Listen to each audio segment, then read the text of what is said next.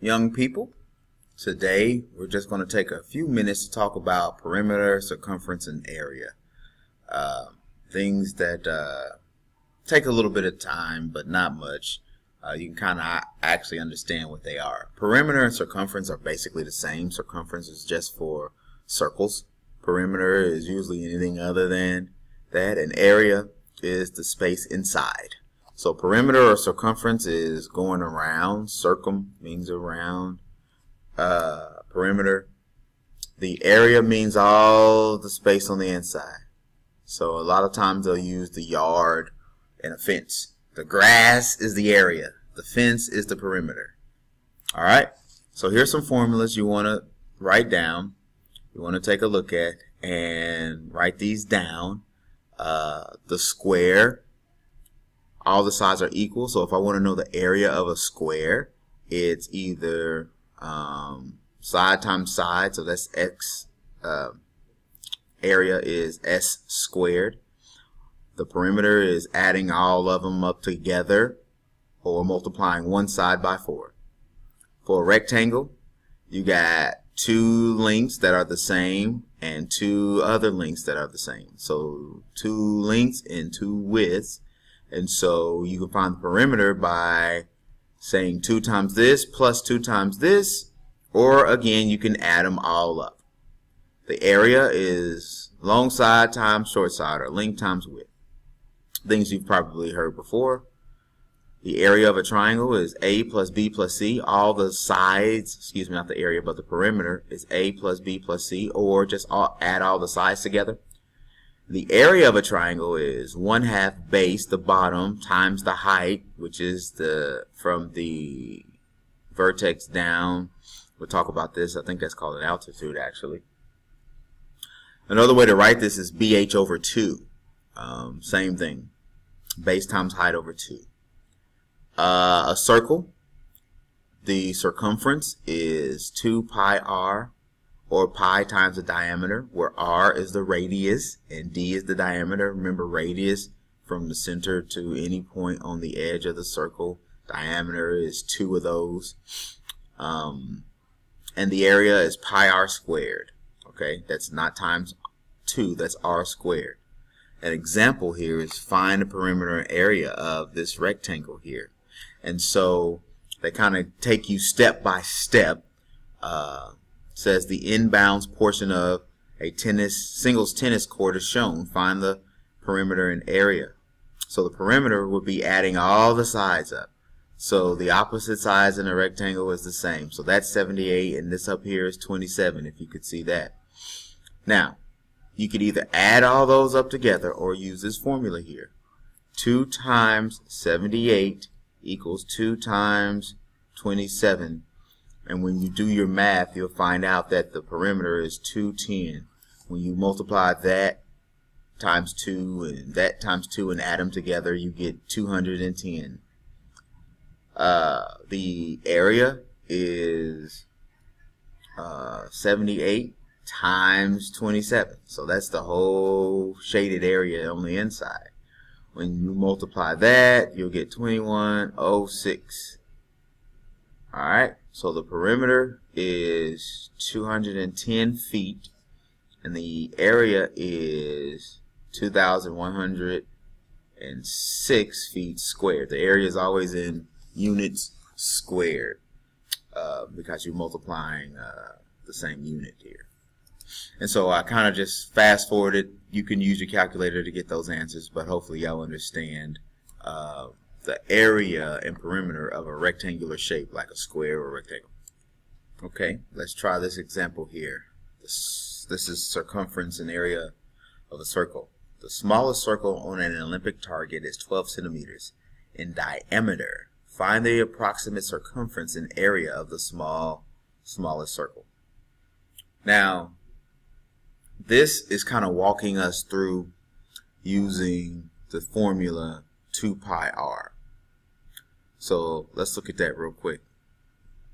So the radius is 1/2 of the diameter, or 1/2 of 12, which is 6 centimeters. So if you're going to use this formula, you got to know the radius instead of the diameter. So if we're going to use this formula to find the circumference, it says use 3.14 for pi. So 2 times 3.14 times 6. And when you approximate that, you get about 37.68 centimeters. The area is 3.14. Radius is 6 squared. Now, keep in mind, when you do this, you don't do 3.14 times 6. That's not the order of operations. PEMDAS say you do exponents before you multiply. So you'd actually have to do 6 squared. Not 6 times 2, but 6 squared, which is 36 times 3.14. And when you do that, you get approximately 113.04 centimeters. Okay? Now, one of your formulas for circumference or perimeter was pi d. And if I do 3.14 times 12, which was my diameter, notice I get that same, I know it's kind of hard to see, but it says 37.68, which is the same thing I got there. So you could actually use the diameter. You don't always have to find the radius, but the radius is important for you to be able to find the area. So it may be something that you need to find initially. Anyway, all right, just going through some examples of using the formulas. Okay, I would like to show you this example, which is kind of based on some stuff we had already talked about. It says triangle JKL has the vertices of these points here. Find the approximate perimeter. If I'm going to find a perimeter, I need to know the lengths of these. All right? And so that's something that we should be able to calculate. We should be able to find the length of what we have here using the distance formula. So the distance between J and K is 1, 2, 3, 4, 5. So this distance is 5. It's straight across. But these two, LK and LJ or JL, we have to actually use the distance formula. So I'm going to use the distance formula, and for the sake of time, I'm going to do the problems and then come back just because it'll make time go by a little bit faster. You need to work them out.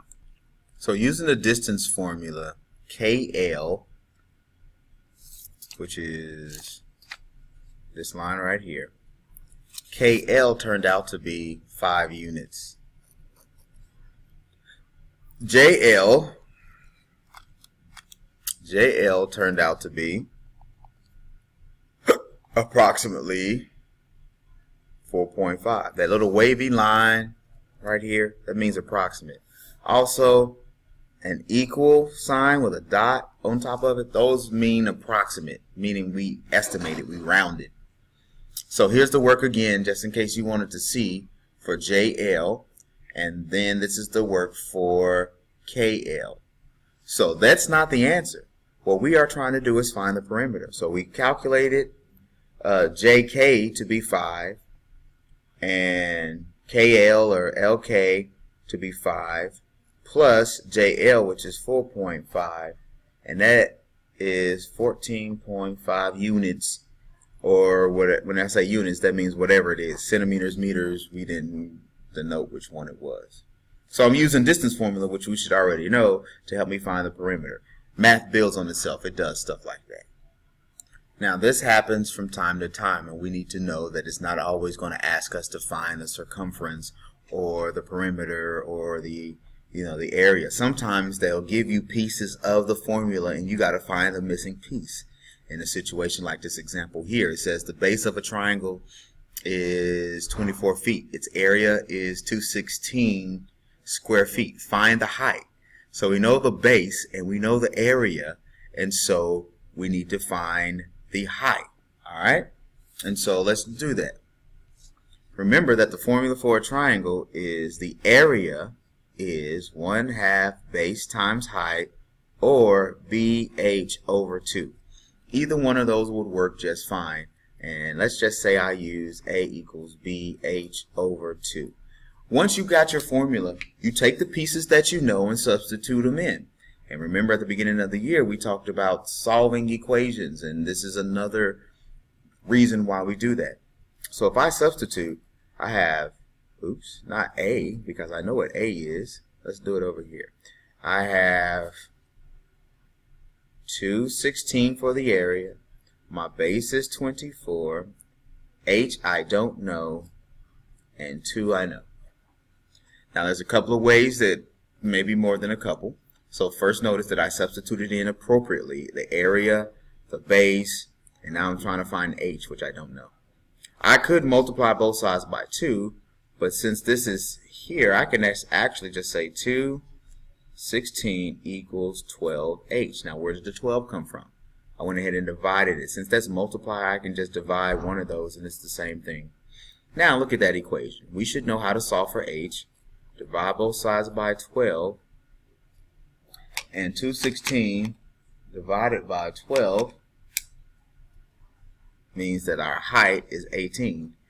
And we don't have to guess. We can actually check that. We can say in our calculator, we can say 18 times 24 divided by 2 equals 216. See how my area is 216, just like the problem said my area should be?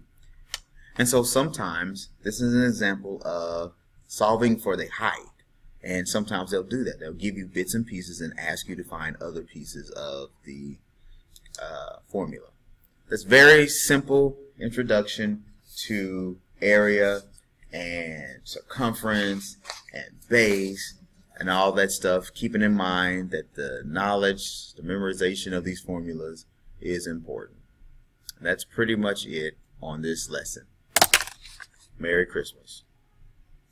And the yo mama joke for the day, your mama so fat that when she fell, no one was laughing but the ground was cracking up.